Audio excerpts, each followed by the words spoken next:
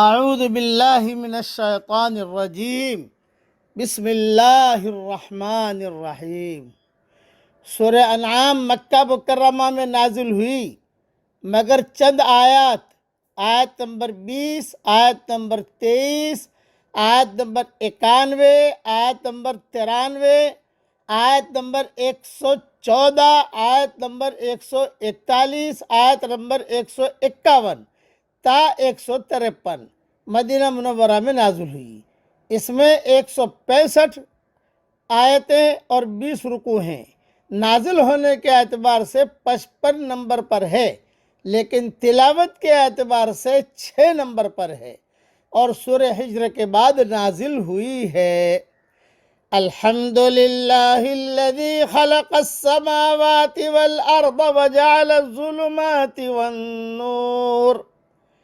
تمام تعریفیں اللہ کے لیے ہیں جس نے آسمانوں اور زمین کو پیدا کیا اور اندھیروں اور روشنی کو بنایا۔ ثم الذین کفروا بربہم یعدلون۔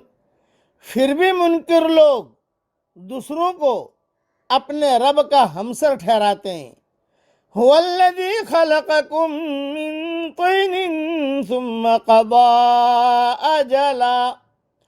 وہی ہے جس نے تم کو مٹی سے پیدا کیا، پھر ایک مدت مقرر کی۔ وَأَجَلٌ مُّسَمًّى عِندَهُ ثُمَّ أَنتُمْ تَمْتَرُونَ۔ اور وہ مقررہ مدت اسی کے علم میں ہے، پھر بھی تم شک کرتے ہو۔ وَهُوَ اللَّهُ فِي السَّمَاوَاتِ وَفِي الْأَرْضِ۔ اور وہی اللہ آسمانوں میں ہے اور زمین میں ہے۔ يَعْلَمُ سِرَّكُمْ وَجَهْرَكُمْ وَيَعْلَمُ مَا تَكْسِبُونَ۔ وہ تمہارے چھپے اور کھلے کو جانتا ہے، اور وہ جانتا ہے جو کچھ تم کرتے ہو۔ وَمَا تَأْتِيهِم مِّنْ آيَةٍ مِّنْ آيَاتِ رَبِّهِمْ إِلَّا كَانُوا عَنْهَا مُعْرِضِينَ۔ اور ان کے رب کی نشانیوں میں سے جو بھی نشانی ان کے پاس آتی ہے تو وہ اس سے منہ موڑ لیتے ہیں۔ فَقَدْ كَذَّبُوا بِالْحَقِّ لَمَّا جَاءَهُمْ۔ چنانچہ جو حق ان کے پاس آیا ہے اس کو بھی انہوں نے جھٹلا دیا۔ فَسَوْفَ يَأْتِيهِمْ أَنبَاءُ مَا كَانُوا بِهِ يَسْتَهْزِئُونَ۔ پس جلد ہی ان کے پاس اس چیز کی خبریں آئیں گی جس کا وہ مذاق اڑاتے تھے۔ ان آیت کی تشریح اور تفسیر کافی لمبی ہے، اس لیے یہاں تو 4-5 منٹ میں اس کی وضاحت نہیں کر سکتا۔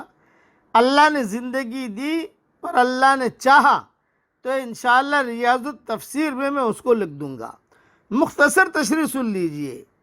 آسمان اور زمین کا نظام اپنی ساری وسعتوں کے باوجود اتنا مربوط اور اتنا وحدانی ہے کہ وہ پکار رہا ہے کہ اس کا خالق اور منتظم ایک خدا کے سوا اور کوئی نہیں ہو سکتا۔ پھر زمین و آسمان کی یہ کائنات اپنے پھیلاؤ اور اپنے حکمت اور معنویت کے اعتبار سے ناقابل قیاس حد تک عظیم ہے۔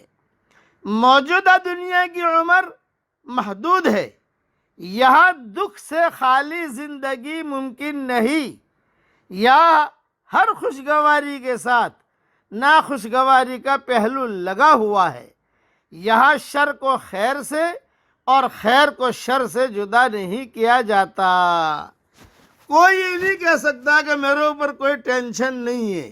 کوئی اگر یہ کہے مجھے کوئی ٹینشن نہیں ہے تو وہ انسان نہیں ہے، وہ کوئی اور مخلوق ہے۔ انسان ہے تو وہ ٹینشن کے ساتھ ہی پیدا ہوتا ہے اور ٹینشن کے ساتھ ہی مرتا ہے۔ انسان کو کچھ نہ کچھ فکر لاحق رہتی ہے، کاروبار کی فکر، بیوی کی فکر، بچوں کی فکر، خدا نخواستہ کوئی بیماری لگ گئی، کوئی نامناسب حال آئے، یہ اس لیے کہ موجودہ دنیا کی عمر محدود ہے۔ یہاں دکھ سے خالی زندگی ممکن نہیں، یہاں ہر خوشگواری کے ساتھ ناخوشگواری کا پہلو لگا ہوا ہے۔ یہاں شر کو خیر سے اور خیر کو شر سے جدا نہیں کیا جا سکتا۔ ہاں البتہ جو اللہ کے احکامات کو پورا کرے گا اس کا دل مطمئن ہوگا۔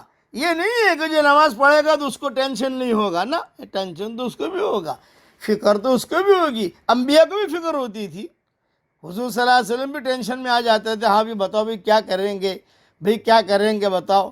حضرت فاطمہ رضی اللہ تعالیٰ عنہ نے ایک مرتبہ کہا کہ حضرت علی کہتے ہیں میں دوسری شادی کروں گا اور ابو جہل کی بیٹی سے کروں گا۔ حضور صلی اللہ علیہ وسلم فکر میں آ گئے اور مسجد میں سب کو جمع کیا، بھئی کوئی فاطمہ جو ہے مجھ سے ہے جو اس کو ستائے گا، وہ جو اللہ تعالیٰ بس اس قسم کے جملے کہے، حضرت علی نے بھی سنے، یعنی فکر جو ہے یہ حضور صلی اللہ علیہ وسلم کو بھی ہوئی۔